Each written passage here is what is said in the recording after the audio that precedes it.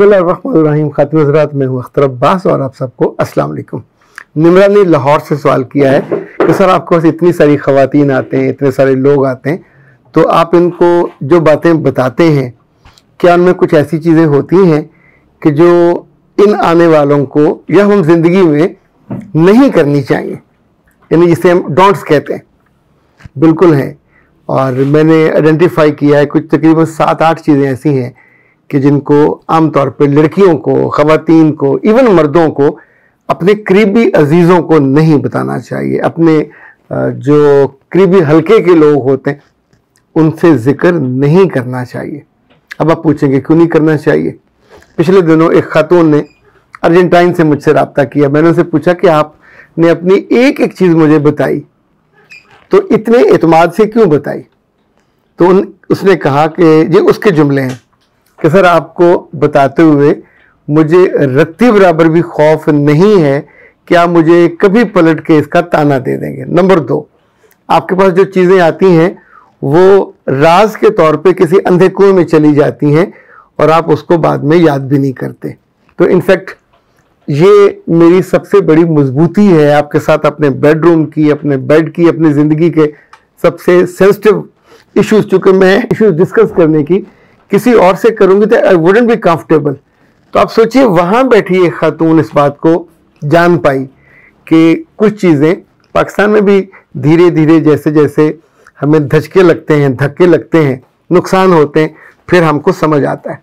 एक बुनियादी चीज़, लड़का हो या लड़की, इन्हें कभी अपनी असल तनख्वाह, असल आमदन, असल बिजनेस की जो डिटेल्स हैं किसी को नहीं बतानी चाहिए। और वक्त के साथ साथ मेरी इस राय में पुख्तगी आई है, कमज़ोरी नहीं आई। सबसे ज़्यादा नज़र लगती है आपके करीबी लोगों के। उनको बताने की या फर मारने की ज़रूरत ही नहीं है। अल्हम्दुलिल्लाह बहुत अच्छा चल रहा है, क्या क्या कर रहे हैं, बस अच्छा एक आध जो मेजर चीज़ है वो बता दीजिए।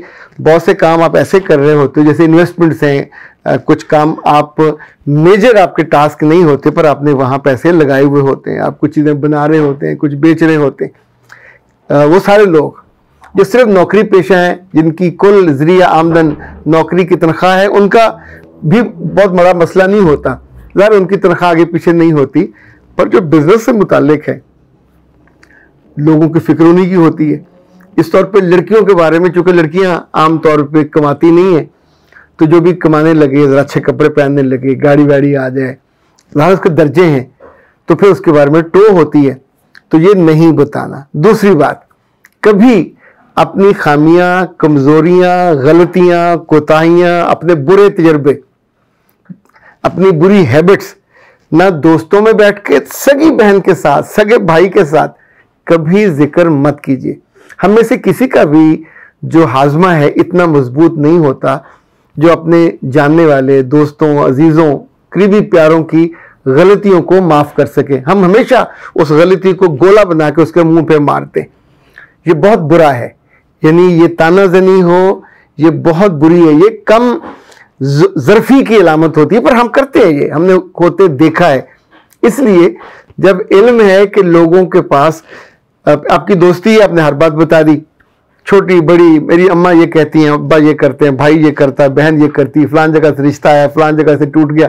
अब जितनी बातें आपने बताई ये गॉसिप नहीं था, ये डिटेल्स थी। तो जब जब लड़ाई होगी, दूरी होगी, तो सबसे पहले ताना कि तुम उसी खानदान की हो, तुम्हारा तो कोई रिश्ता भी नहीं टिकता, तुम उसी खानदान की हो जहाँ फलां फलां, तुम्हारी तो अपनी बहन ने ये कर दिया। अब उस वक्त आपके पास अगर ये मौला जट का गंडासा हो तो अल्लाह माफ़ करे आप उसे उल्टा घुमाओ, क्लॉकवाइज भी और एंटी क्लॉकवाइज भी, फिर ऐसे लोगों की गर्दनें उड़ाने पर ये मुमकिन नहीं होता। कसूर आपका अपना होता है, गलती आपकी अपनी होती है। एक खातून ने मुझसे कहा कि मेरे मियाँ ने मुझे अब्यूज़ किया, गालियाँ निकाली, थप्पड़ मारने लगे थे, मैंने बड़ी मुश्किल से रोका। मैंने कहा हुआ क्या? कहने लगे मैंने अपने कॉलेज के ज़माने की एक बेवकूफ़ी उनको बताई थी। तो मैंने उनसे पूछा क्या तुम्हारे वो कदमों में बैठे हुए तुम्हारे पाँव पड़े थे?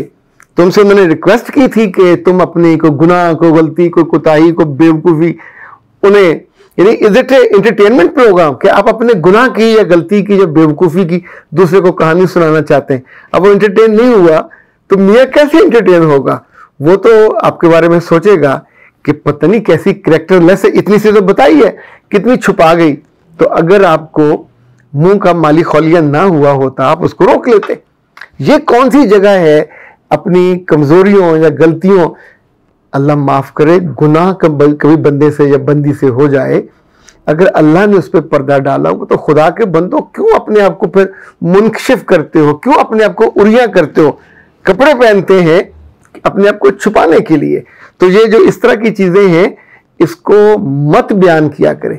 एक बात और जो मैंने जिंदगी में बड़ी नोट की है कि अल्लाह से मोहब्बत और अपनी इबादत की तफसील, बताने वाले के बारे में भी लोग बुरा सोचते हैं, और बताने वाला बाद में कुछ दिनों के बाद ही उस इबादत पे कायम ही नहीं रह सकता।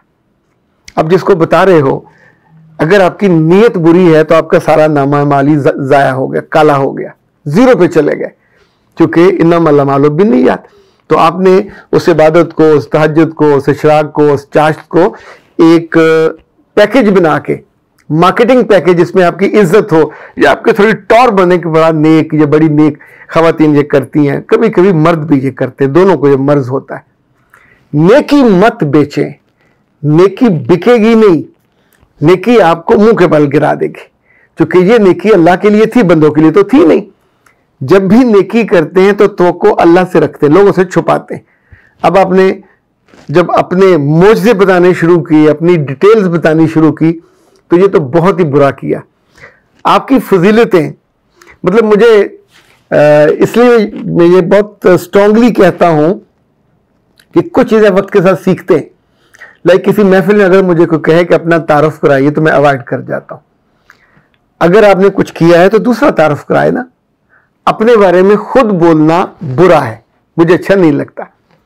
अच्छा, ये आपको अच्छा नहीं लग रहा, तो अल्लाह के बारे में ताल्लुक तो खुफिया है, वो तो पर्सनलाइज्ड है, वो आपकी जिंदगी की खूबसूरती है, वो आपकी जिंदगी की मिठास है, वो आपकी जिंदगी की ताकत है। पर ये सारी हिडन वायरिंग है जो फर्श के नीचे है या छतों में है। आप उन तारों को नंगा करके जब लोगों को बताते हो, तो सबसे पहले उस पर भी नजर लगती है लगता तो नहीं है, लगती तो नहीं है। ये कैसे मुस्तजाबुल दुआ हो सकता है या हो सकती है, ये कैसे पढ़ लेती है, हमसे तो नहीं होता। अच्छा, जब हम ये कहते हैं हाय तू तो पढ़ लेती है, मुझसे नहीं होता, उसके बाद आप वो नहीं कर सकते, उसके बाद आपसे वो हो नहीं सकता। इसी तौर पे याद रखिएगा, अपने जो शादी के मामलात हैं, अपने मियाँ के साथ ताल्लुकात हैं, ख़ास तौर पे आपकी पहली शब से लेके जितने मर्जी बरस गुजर गए, जितनी औरतें और मर्द अपने बेडरूम की बातें बाहर बताते हैं, हमेशा बेइज्जत होते हैं। आपने भाई को बताया, भाभी को बताया, वो बेडरूम में आके सुलह नहीं करा सकते, वो उस मर्ज का इलाज भी नहीं करा सकते। आप जिसकी भी माँ को बताओगे, बाप को बताओगे, किसी दोस्त को बताओगे, तो अब आपके बारे में जो एक ग्लूमी पिक्चर थी वो वहां से काली हो गई, और आपका जो चेहरा था एक भरपूर मर्द का, जो भरपूर औरत का, उस कमी और कमजोरी के साथ जाहिर है उसकी वो शान तो नहीं रहती। तो अब आप सोचिए, आपने खुद अपने आप को कट इन साइज किया। जो इज्जत, जो वक़्त, जो वकार आपके पूरे साइज में था, वो आपने खुद छोटा कर लिया। एक और बात याद रखिएगा, जिंदगी में डिस्कस करने की बेशुमार चीजें हैं, किताबें हैं, दफ्तर के मामलात हैं, कुछ नए तजर्बे हैं, नई सोच है, पर जब आप अपने ख्यालों को और ख्वाबों को और इरादों को लाउडली डिस्कस करते हो या किसी को बताते हो, अभी तो हुए ही नहीं है, ये होते भी नहीं है।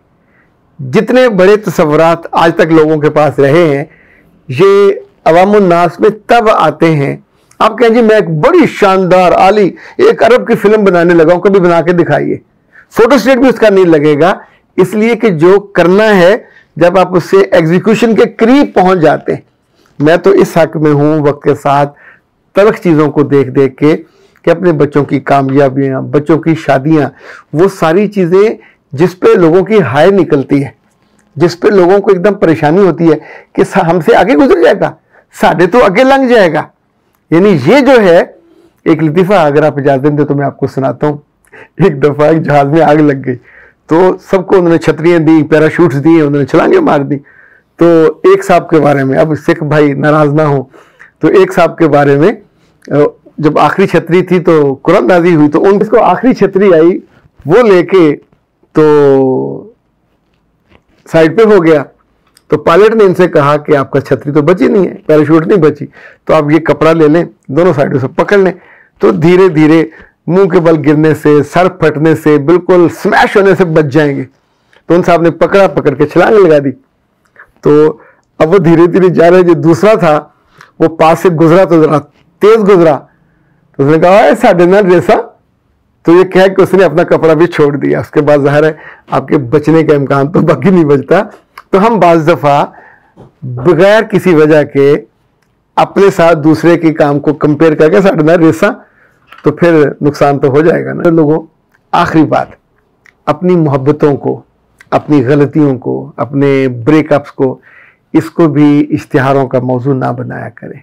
ये अच्छा नहीं है, ये आपको डिस्ग्रेस करता है, ये दूसरों की निगाहों में आपको बेवकूफ़ करता है। कुछ चीज़ें जो मैच्योर ही नहीं हुई, अब उनका जिक्र करके जब भी आप ना, उससे आपको मज़ा आ सकता है। आप अपनी खामी, कोताही या दूसरे की बेवफाई या उसने आप पर किसी और को प्रेफर किया, तो उसमें भी तो आप ही की कमजोरी है। You are rejected.